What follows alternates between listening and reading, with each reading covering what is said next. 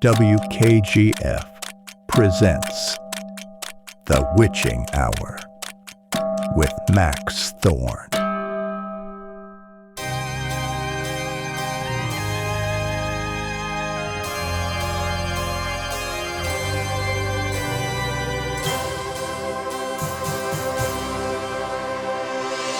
Good evening, my little midnight warriors. I hope everyone had a good Christmas, or Hanukkah, or whatever you celebrate, because regardless of what it is, it was the last one of the decade. It's almost the 90s. And I think that is a pretty damn big deal. So I hope you had a good time. I went to my parents' house like I usually do. And I told my mom I wasn't really in the mood for big festivities because, man, it has been a really rough couple of months here. And I just wasn't in the spirit. And, I almost skipped this year. I just was not feeling it. And I know I see my parents all the time. And, of course, they understand. And I just thought, like, what's the point of pretending, you know? So I called my mom and I was like, why don't we just pick up some Long John Silver's this year and watch a movie? And my mom goes, nope. And I just kind of laugh and I'm like, what do you mean, nope? It's a good idea. And it is a good idea. Have you had Long John Silver's lately? It's delicious. And my mom says, nope, you are not going to turn Christmas into just another Tuesday this year. And she said, not on my watch. And like, I didn't know what to say to that. You know, like, what do you say to that? What do you say to your mom when she says no? Like, I know I'm a full grown man, but, and she says, you don't have to feel it yet. Nobody is going to make you feel it, but we're all here. And we're going to be together because that's what Christmas is about. Then she said, you think the rest of us don't have reasons to skip it too? She said, we knew Ricky too, and we all know what's happened. And you have been through the ringer, and your father and I have been worried to death about your safety. But you made it, we made it, and we are doing Christmas right this year. Then she tells me to turn the lights on my Christmas tree and make myself a drink and just sit back and relax. Then I told her I didn't bother with a tree this year. Not 45 minutes later, my old man is at my front door with a tree. He says, you better put this tree up or your mom is going to come over and do it for you and we'll both be in trouble. So he comes inside and we put it up. Then I grab my Polaroid and snap a picture of me and Dad standing in front of it so Dad could show her proof. And she was right. The old Christmas spirit came back. I understand that I can feel bad about what happened. And I do. And I miss Ricky like hell. And I wish he was spending the holidays with his girlfriend like he should have been.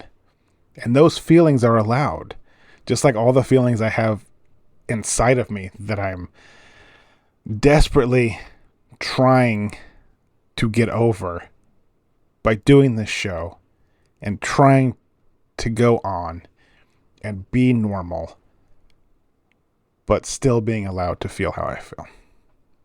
So Mom was right. We got through it. And to not be grateful for that is stupid. So I stapled some lights to my house and I got in the spirit. You also got everyone Game Boys. That is true. I did buy everyone Game Boys. Everyone at the station, even my parents, who were rather confused. Don't worry, I got them other stuff. Well, I freaking love it. So thank you so much. Well, you are my number one here, Tess. I know I've talked to you since Christmas, but I hope you had a good one. I sure did. Fantastic. All right, let's get this party started. Phone lines are open, 805-272-0089. My favorite part of after Christmas is hearing about presents. Good presents, yeah, that's okay. Bad presents, hilarious. So let me know if you've got some good, bad present stories from this last year. Like that one time that guy called and said his parents got him a Teddy Ruxpin, even though he was like 35. Then he took the voice tape out and started making Teddy play Motley Crue. And then he swore that the bear's hair started growing, but it turned out that he just dropped a lot of acid. Man, that was classic. He got by Ricky because he truly believed he was telling the truth. He was just blitzed. I love it. Classic Christmas stories. All right. Looks like we already got people calling. Let's go to Aleksandra on line 1. Aleksandra, you are on the air with Max Thorne and the Witching Hour. Hi, you can just call me Alex. Hi, Alex. What do you got for us? So, I don't know how to explain this without it sounding silly, but I suppose you hear that all the time, huh? Yes, but that's the way I like it. So go right ahead. Okay. Every year, I get a Christmas card. Well, I normally get lots of Christmas cards, but there's always one that kind of stands out. There's no return address, and there's no name. And it's just a plain white envelope with my name and address and a stamp with a postmark. Inside is always like a cutesy card. They're different each year. And every year, the same 2 words are written inside. And they say, "Still watching." Still watching? Like the card says that, or the handwriting? The handwriting. The cards vary, like standard, generic, holiday, feel-good, BS. You know the cards, like from Hallmark. Yeah, I know. How long has this been happening? Long enough that I stopped counting. More than a decade, I can tell you that much, but I got at least 2 at my old house. And I moved here in 1980. So they changed address? Yeah, they changed address. And they always come mid-December. They're always like one of the first ones I get. Same handwriting, same ink. I mean, it looks the same. I don't know. Same color. After the second one, I started trying to match the handwriting, like pulling out old cards or anything I've gotten in the past, just anything with anyone else's handwriting on it, you know? And no luck. At least nothing obvious. Have you ever talked to the police about it? No, I feel silly enough telling you about it right now. One night I actually stood in my kitchen, just holding the card, trying to figure out how I would ever tell someone what is happening. I mean, I have all the letters, but I can't imagine anyone else thinking it was nothing more than a prank. I assume that's what the cops would do. There's no crime in sending a card, so no, I didn't contact anyone. Did it start to, like, I don't know, scare you? Because that's kind of creepy. It didn't at first. I mean, I don't know. It didn't feel like a threat. They weren't asking me for anything, and it never really escalated. It just existed, and I could count on it. Whoever was out there watching me for what, I don't know, but over the years I started adjusting things in my life, like little things. Like, I didn't even really notice at first, but I was double-checking that my doors were locked and closing the curtains and not standing in front of windows at night. And it's not because I was afraid, but it was because someone told me they were watching. Like, I didn't know who, and I didn't know where, but someone really wanted me to know, and they remind me every year. So what happened? It didn't come this year. I found myself waiting for it. It's never arrived later than the 20th before. But then the 21st rolled around, the 22nd, and then it was Christmas. Nothing. I told myself the mail is just slow and the overworked postal workers, might have made a mistake, but nothing. And I feel like I should have felt, relieved, like it was finally over, but it's the opposite. I've started to panic. Why do you think you panicked?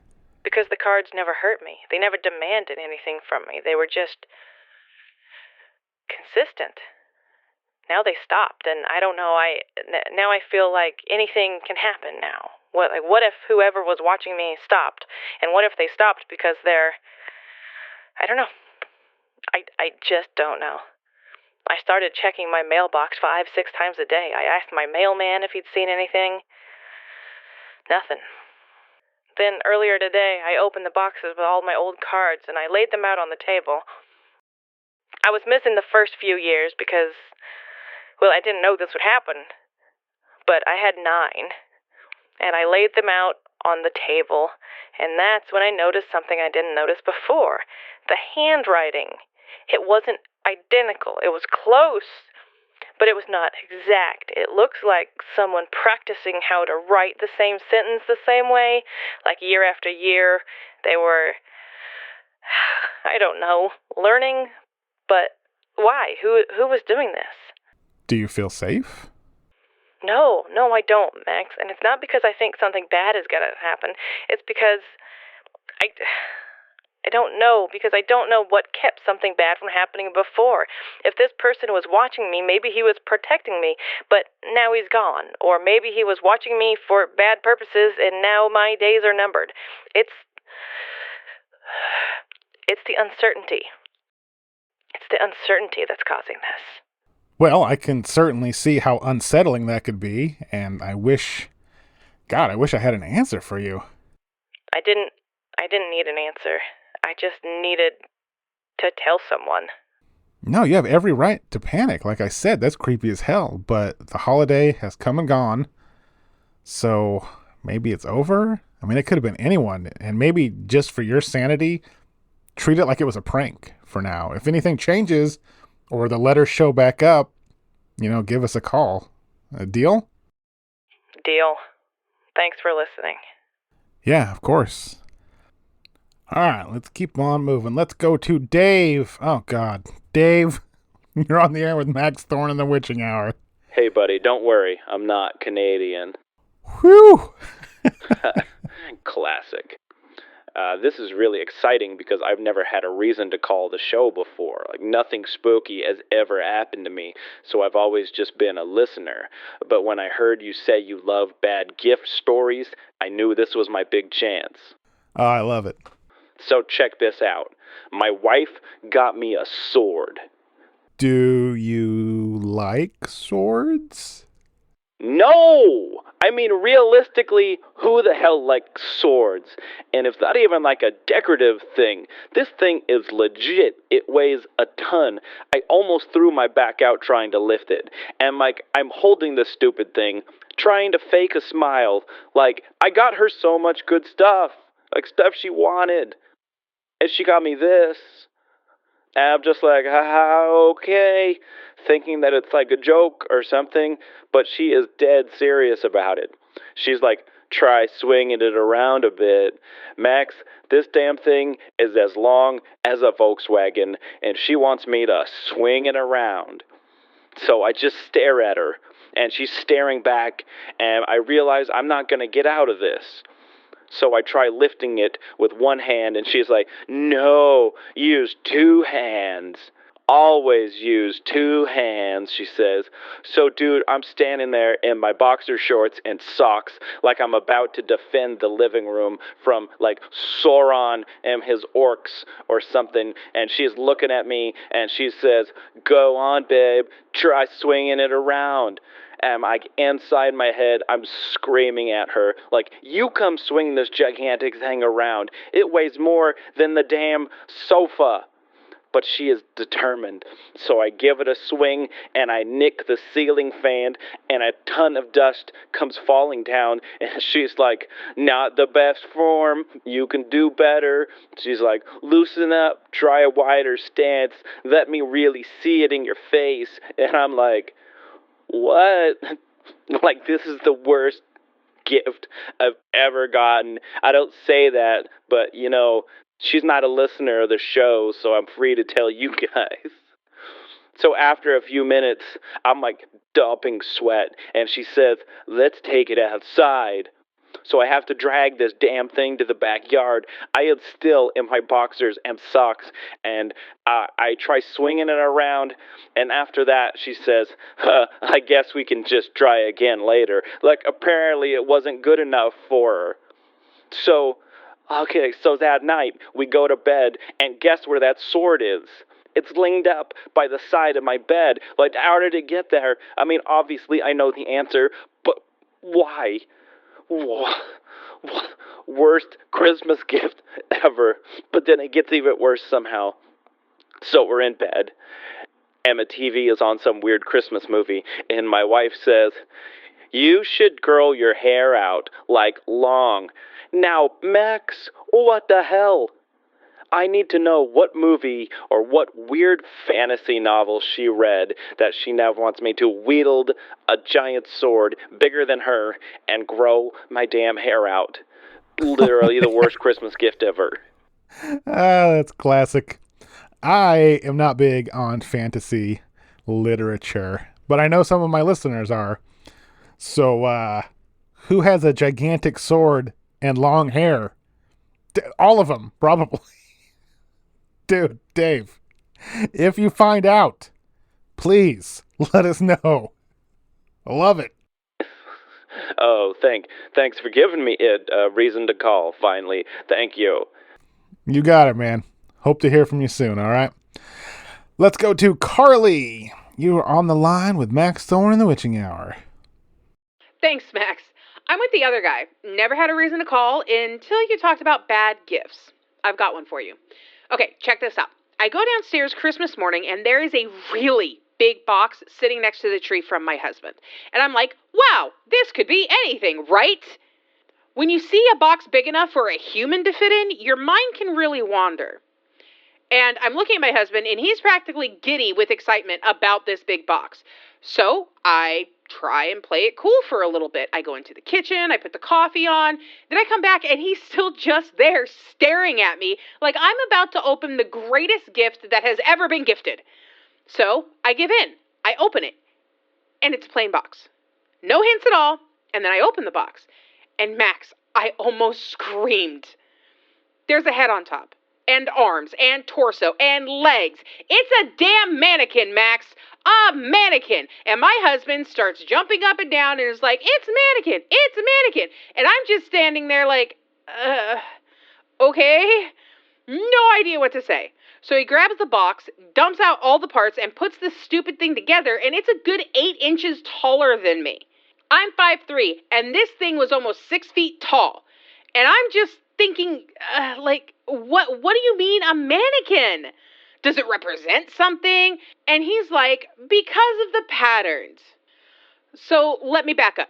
About 2 months ago, my mom was getting ready for a garage sale at her house, and she found a bunch of those McCall patterns for clothes, you know, like from Sears and the May Company and stuff, and she asked if I wanted them. And I looked at them, and some of the clothes were really cute. She used to make her clothes back in the 60s, and, you know, like I said, very cute, so I took them. Because I could tell they meant a lot to her, and she didn't really want to throw them away. So, my husband took that as I am about to become Versace or something and start making clothes. And apparently, I'm going to be making clothes for rail-thin, 6-foot-tall supermodels. Because that's what this mannequin looks like. I don't even have a sewing machine. Why didn't he get me a sewing machine, Max? Or a dress form? A dress form that I could adjust and maybe resemble my body. Nope. Full-on mannequin. Oh, man. It gets worse. You know how the last caller said that his wife put the sword next to the bed? My husband put this mannequin in our bedroom.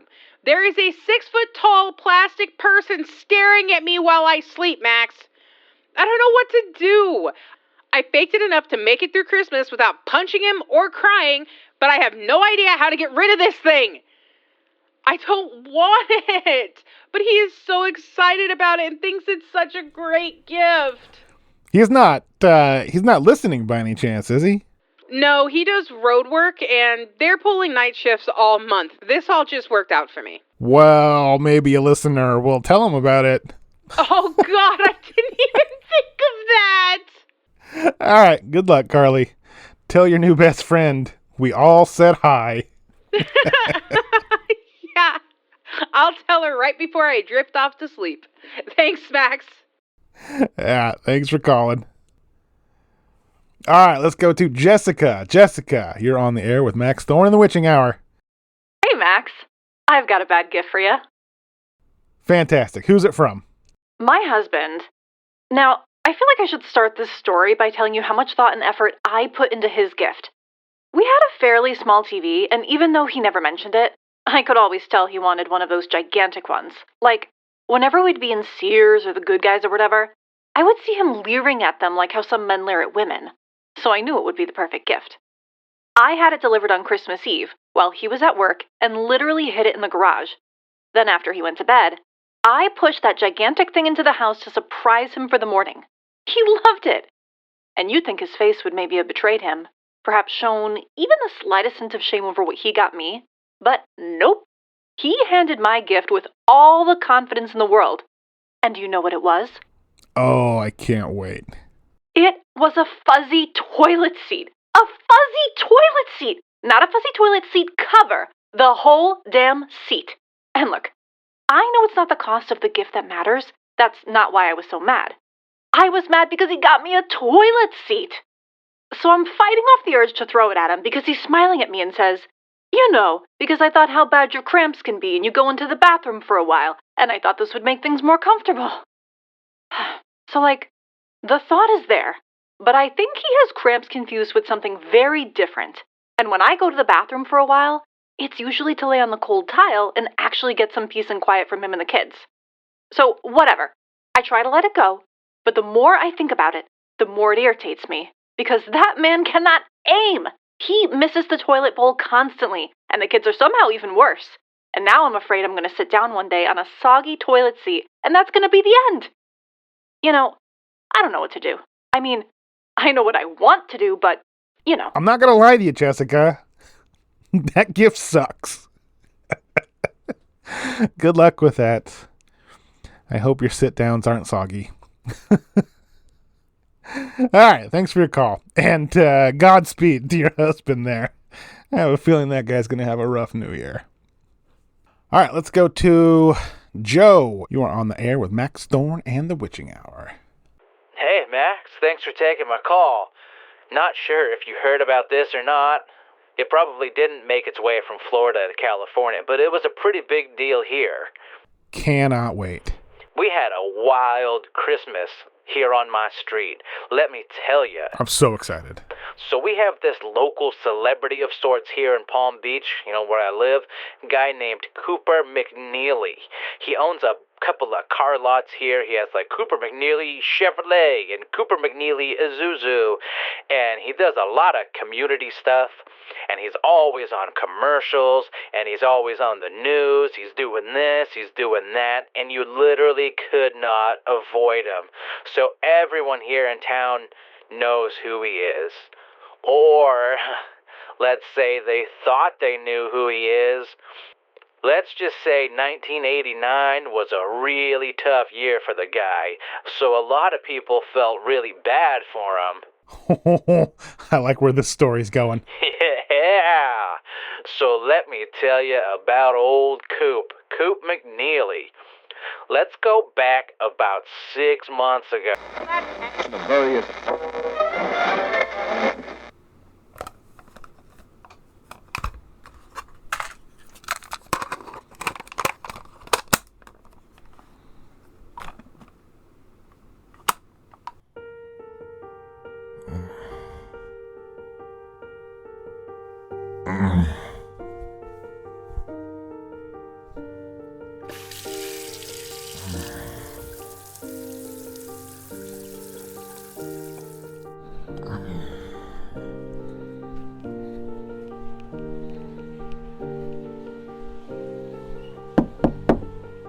Hey there, sleepyhead. How you feeling?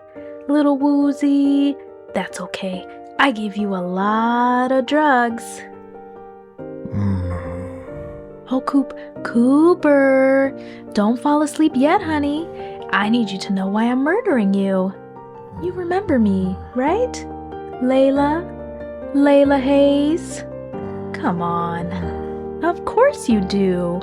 We went out on a few dates about 3 years ago, when I was just a naive little girl of 18. Yeah, you remember. Of course you do. I mean, come on, right? Who would forget this? Yeah, you never stopped talking though, dude. You were insufferable. It was always, me. I'm Cooper McNeely. I'm the greatest man that ever lived. I finally agreed to give you what you wanted just to shut you up for a few minutes. Didn't work, but it was worth a shot. Do you remember the last thing I said to you before I finally told you I didn't want to see you anymore? I thought so. And of course you know what you did. You ruined my reputation because you couldn't stand that someone didn't want to see you again. I mean, how could that be? You're Cooper McNeely, local hero all over our TVs. Who wouldn't want to be with you? Instead of just being dumped and taking it like a man, you told your friends you dumped me. You told your friends I was abusive, a gaslighting psycho. Are you familiar with that term? Gaslighting? No, you're not familiar with the term? I know it from an old Angela Lansbury movie. It means... Oh, Coop, no. Don't try that. I wouldn't be wasting my time on this if I didn't have all the facts straight. You told all your friends I was psycho and abusive, and you even told one group of guys that I beat you with the iron. Like, the iron? I've never ironed anything before in my life. I don't even know how.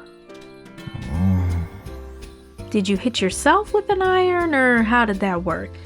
Because I know I didn't do it. One of your so-called friends told me you showed him pictures. He said that you said you didn't go to the police because you didn't want the negative attention or sympathy. It would be embarrassing to admit that a big man like you was handled by a tiny little thing like me. I heard about the girl you dated before me. Yeah, I heard all about it. How you said you dumped her needy ass and she started stalking you. Even went so far as to break into your house. A real bunny boiler that one was, as you said. I'm glad you don't have any pets. I'm sure you would have happily killed one just to blame it on her. I mean, I can go on and on. I can tell you about the poor lady on the train, the one who you said was constantly harassing you.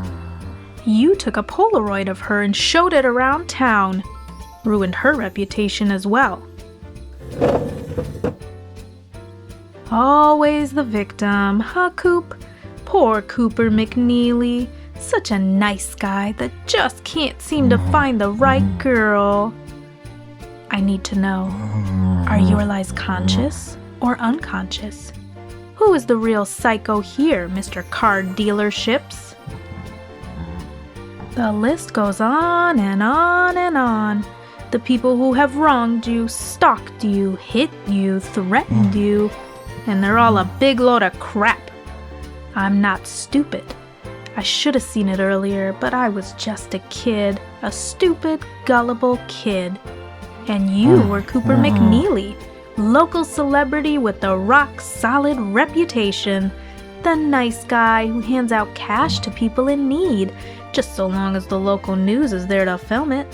The successful guy, the guy everyone loves. Why can't he just find a decent girl? Poor guy. Doesn't matter whose reputation you trash, as long as yours gets stronger and stronger. Oh, for Pete's sake, keep them eyes open, babe. I'm not done yet. Good boy. See, I was pretty mad when I heard what you were saying about me. And I was really mad when I found out you had done it many times before and probably many times since. This is a classic narcissistic tendency, Coop. So I really can't blame you for the way your sad little brain works. I was going to let it slide, try and just let it go, stew in my anger for a while before it eventually faded away, just like my mama taught me. But you couldn't let it go. You couldn't let it go. You kept tabs on me, and when I started dating someone else, someone who I genuinely liked, you contacted him. You contacted him and told him I'd been hitting on you behind his back. And he believed you. I don't know why he did, but he believed you. He left me. And for what? What reasoning? Because I had the audacity to not want to date you? Because I rejected you and your fragile little ego couldn't cope? Well, Koopy baby, that was the last straw.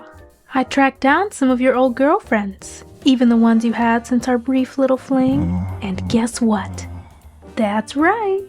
You trashed their reputations because they didn't want to see you anymore too. Bad move, Coop. Naughty, naughty. And at Christmas. Guess that means coal in your stocking. Be right back, okay? Don't go anywhere.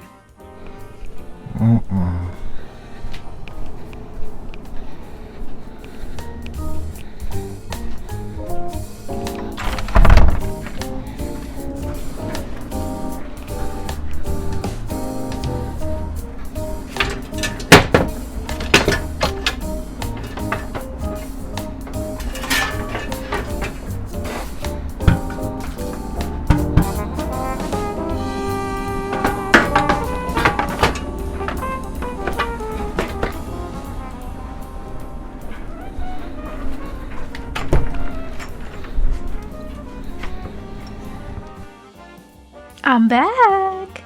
Had to grab your shovel. Look how old this thing is.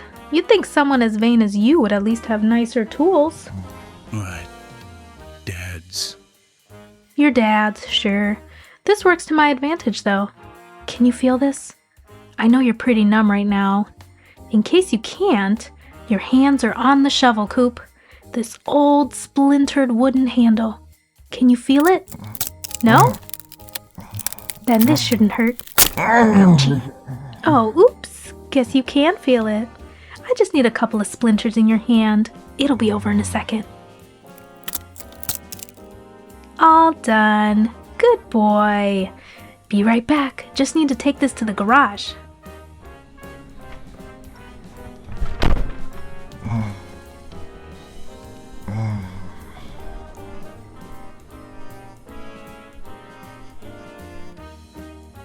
Everyone believes the sweet little victim, right? Your precious reputation remains intact while everyone else's crumbles around you. Doesn't matter as long as you make those sales, right? Gotta sell cars to make those commercials starring yourself that play everywhere. You comfy? Need your pillow fluffed? Sorry, I just don't want you to miss this part. In the movies, whenever someone gets revenge, it's usually just bang, bang, bang, and the person is dead. Seems so lazy. Like 1 second, the person is alive, the next, he's dead. It may make for exciting popcorn fodder, but the dead person really doesn't know what happened. That always seemed like such a shame to me. Like, be more creative, am I right? A good revenge requires patience and planning, a complete architecture of pain, so the person really knows what is happening and why. And that's what I've done. I need you to know, as of right now, you are dying, Coop. It's all over for you. I hope you realize that. No one is coming for you. There is no magical antidote. You will be dead tonight, and there is nothing you can do about it. I can tell how worried you are. I can see the sadness in your eyes. But I need you to know, Cooper. I need you to know that it is about to get so much worse for you. The world has let you play victim for long enough. There is no way I'm gonna let that slide. There is no way I'm letting you die a hero. You want to be a victim so bad? You got it. Do you remember when your dear old brother died? Of course you do. What a silly question. Bad news, Coop. You ready? The medical examiner wrote his death off as a severe asthma attack. Oh, poor guy had been struggling with that terrible annoyance his whole life. But you want to know a secret? It was no asthma attack. It was Abrin. I won't go into details about how the poison works, but once it is inhaled, it causes respiratory failure. May not be so fatal to someone with healthy lungs, but with your poor brother, it only took a few minutes. All I had to do was let him buy me a few drinks and give him what he wanted, what every man wants, and I was right there in his bedroom, a small price to pay. I sat on top of him and forced him to breathe it in. For a little extra fun, I held his inhaler just out of his reach. When he hit the ground, I put it in his hand and showed myself out. Now that's good revenge. You were devastated, and rightfully so. I saw you turn to local news again to gather all the sympathy you could get. Once again, you were the innocent victim, the poor fella who needed all the support in the world, the man of the hour. Just remember to shop McNeely Chevrolet. Then there was your poor mom, run down by a hit-and-run driver in a stolen car. Imagine that. Do you know how to hotwire a car? Because I do. Now. Look at this electric typewriter. So fancy, Coop. I'm impressed. I need to type something up. Gotta plug it in, because a regular old typewriter just isn't good enough for Cooper McNeely. There we go. Now, where were we? Oh yeah, poor mom. Pretty rough time for the Coopster, am I right? Hold on, there's more. Poor old dad. I almost felt bad for him until I remembered he helped raise you. Your old man, diabetic, with a bad heart. He was a ticking time bomb anyway. I just sped up the clock a bit. Have you ever heard of a plant called curare? Nah? Well, I got my hands on one of these plants. Believe me, I went out of state to get it. Didn't want anyone to recognize me, no matter how small a chance there was. Anyway, you break this plant apart and you steep it in boiling water, kind of like you're making tea. Then you let the water evaporate and you're left with a thicker liquid, maybe a little thinner than cheap jelly. Do you know what happens when you inject that cheap jelly stuff into someone's body? Paralysis. Complete paralysis. Everything seizes up like my car in the wintertime. Lungs stop contracting and you die of asphyxiation. Or, if you have a bad heart, that kills you first. I did my research on this one, believe me. I knew I had the right one when I realized I could inject it straight into an injection hole previously used for insulin. I mean, come on, the odds are pretty slim that they would do an autopsy on an old fogey like that anyway, right? His wife died, his son died, and he had a bad heart. It was bound to happen sooner or later, but you can never be too careful. Don't want to leave any extra marks that can make someone suspicious. Besides, even if they did do an autopsy, they would have to test specifically for curare, and never in a million years would they think to waste their budget money on doing that, especially for no reason. He was an old man. Who in their right mind would want to poison him? Here, hold this pill bottle. I need your prints all over it. Thanks, lover. Anyway, all those times you were the victim, the tragic, living victim. It brought life to your previous lies, didn't it? Made everyone think you were destined for a life of bad luck, despite you being such a nice guy. And you loved it, huh? You loved all that attention. You didn't give a crap about them. It got you so many interviews and car sales, and you loved it. It's okay. You can tell me how you exploited their deaths for money. It'll be our little secret. Tell me. Aw, come on. Don't cry. It's okay. I know you were devastated. Trust me, if I didn't think you'd be heartbroken on the brink of a total breakdown, I never would have killed those innocent people. But I know I'm right. Your precious reputation, your self-importance, your narcissistic little self, you crave the attention. You need it. And that's why you've been talking so much about your neighbor. A woman you barely even knew, who just happens to be missing for, 3 days now? And you're out gathering up all the attention you can get from it, saying how much you love your neighbor and asking for prayers. Prayers! For a neighbor you barely know who just happens to be missing. Now this one I know is phony. How many times have you even talked to her? I'm guessing twice? Twice since you moved into this house a year ago, and I've seen you on all 3 local channels talking about it. You just found out she was missing yesterday, and you have been on the news 3 times. Like, what the hell, Coop? Did you call the stations and tell them that you happen to live next to a missing woman and that they need to interview you? Because I'm struggling to see how all 3 networks found out you're next door and interviewed you. A guy who has nothing to do with it. That's crazy. Bet it made you look real good though, huh? How many last-minute Christmas sales did you get with that little song and dance? You and your precious need for attention. Oh, come on. Wake up. We're so close. Just a few more minutes. You don't want to miss the grand finale. You'll love it. You're the star. I took the liberty of typing up a little farewell note for you. Just please, stay with me. To whom it may concern, I'm so sorry for all the harm I have done. I've lived my life thinking only of myself, and I've destroyed the reputations of others just to make myself feel better. But here's the sad truth. I am nothing. I killed my brother with Abram because he was funnier than me. People seem to like him more. You can find the bottle in my medicine cabinet. I kept it in case I would ever need to use it again. I stole a car and ran down my mother because people had stopped talking about my brother. I killed my dad with curare. I injected it into his belly where he shot his insulin. I knew there wouldn't be an autopsy.